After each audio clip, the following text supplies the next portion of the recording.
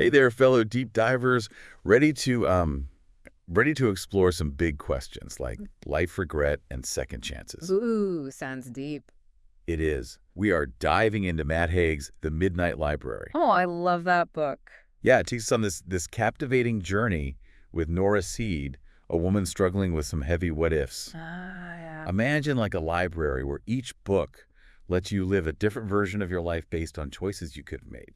That's the heart of the story. It is. It's so fascinating how Haig uses this fantastical concept, right? Like to delve into those universal feelings we all have, like wondering if we took the right path, Mhm. grappling with those nagging regrets. Yeah, totally. And he doesn't shy away from the dark stuff either. No, he does not. Nora is at a real low point when we meet her.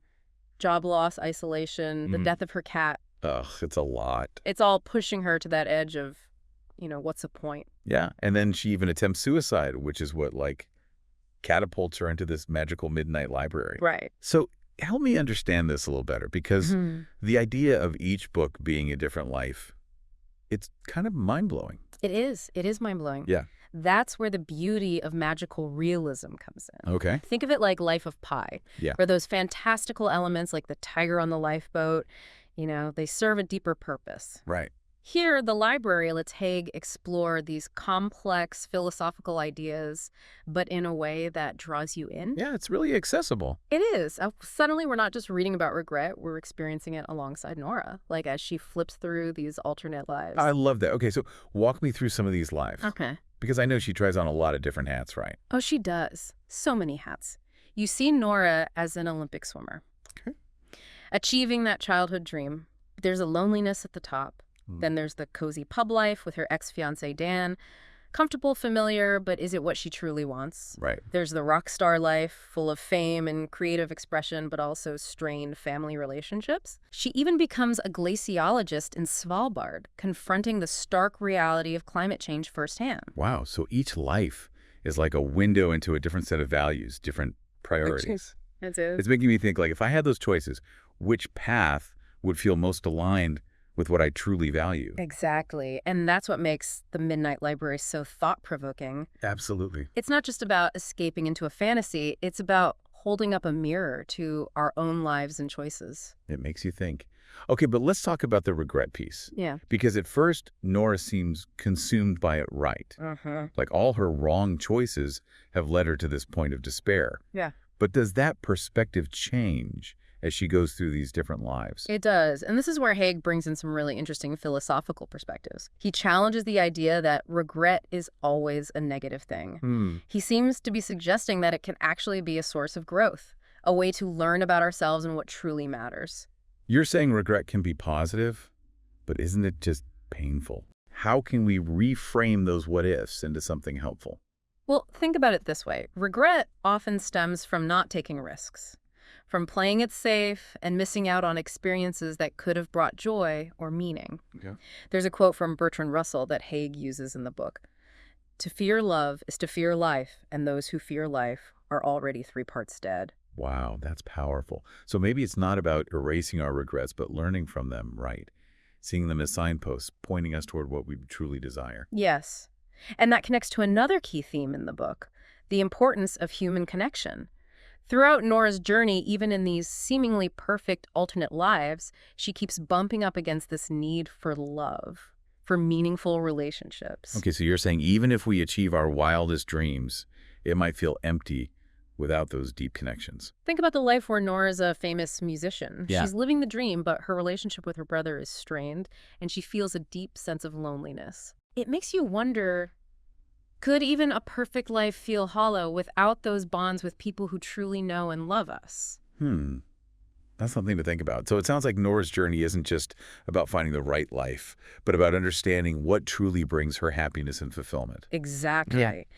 And that journey takes her through some unexpected twists and turns, forcing her to confront some pretty big questions about herself and the choices she's made.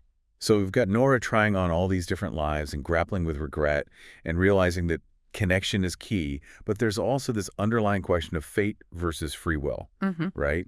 Like, do our choices really matter, or is everything predetermined? Oh, that's a question that runs through the entire book. Like, it's almost like Haig is having a conversation with the ancient philosophers right there on the page. I love that. And then he introduces this character, Hugo, who, like, adds another layer to the whole debate. Hugo the Slider. Tell me more about him. I found him so intriguing. He's like a librarian who's cracked the code of the Midnight Library and can jump between lives whenever he wants. Right. What's interesting about Hugo is that he represents a completely different approach to regret and choice. Okay. Unlike Nora, who initially wants to find the perfect life, Hugo embraces the impermanence of each existence. Interesting. He sees it as an opportunity for endless exploration without the weight of commitment. It's like he's a cosmic tourist, hopping between realities and tasting the buffet of life. But I also sensed a loneliness in him, a kind of detachment. Exactly. He avoids forming deep connections, always keeping one foot out the door just in case a better life comes along. Right. And this highlights a contrast with Nora. While she initially seeks the perfect life, she ultimately realizes that true fulfillment comes from embracing the messiness of real relationships, even if they're not always easy. Which ultimately leads her back to her root life, the one she was living before entering the library.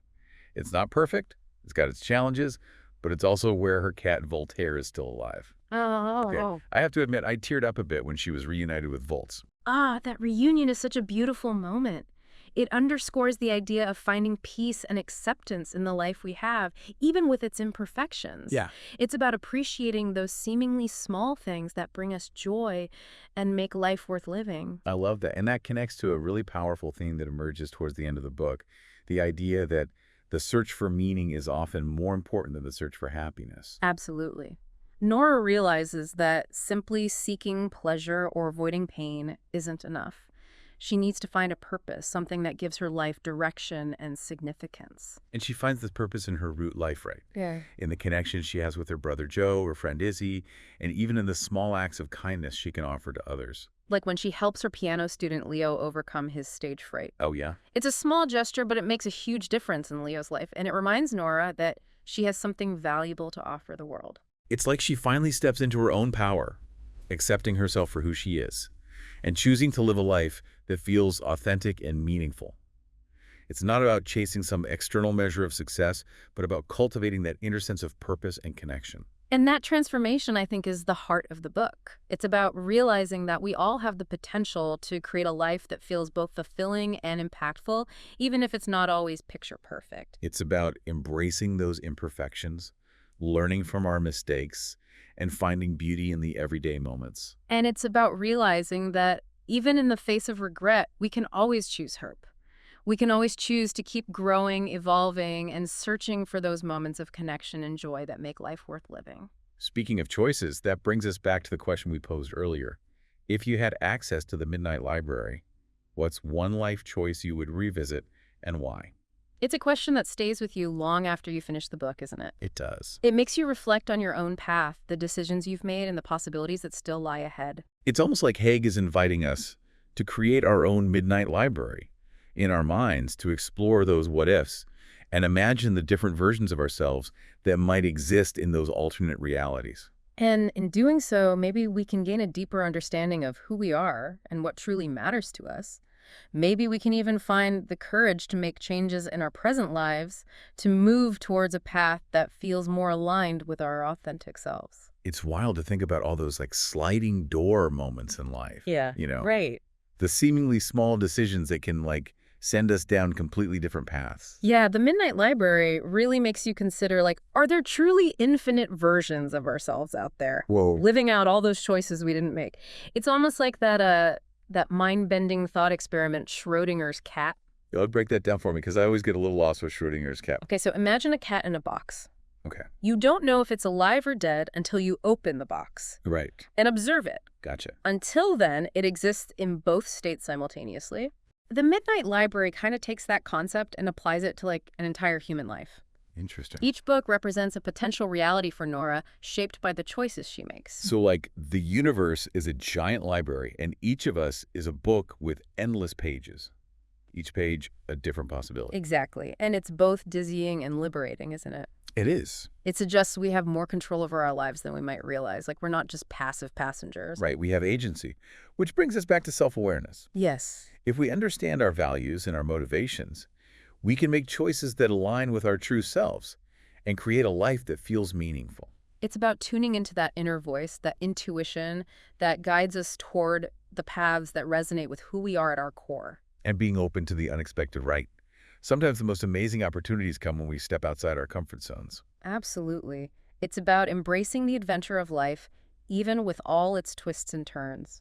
Because ultimately, it's not about finding the perfect life, but about crafting a life that feels genuine and aligned with who we truly are. It's about those moments of joy, connection, and purpose that make the journey worthwhile. Yeah. And even when faced with regret, we can always choose hope. We can always choose to keep growing.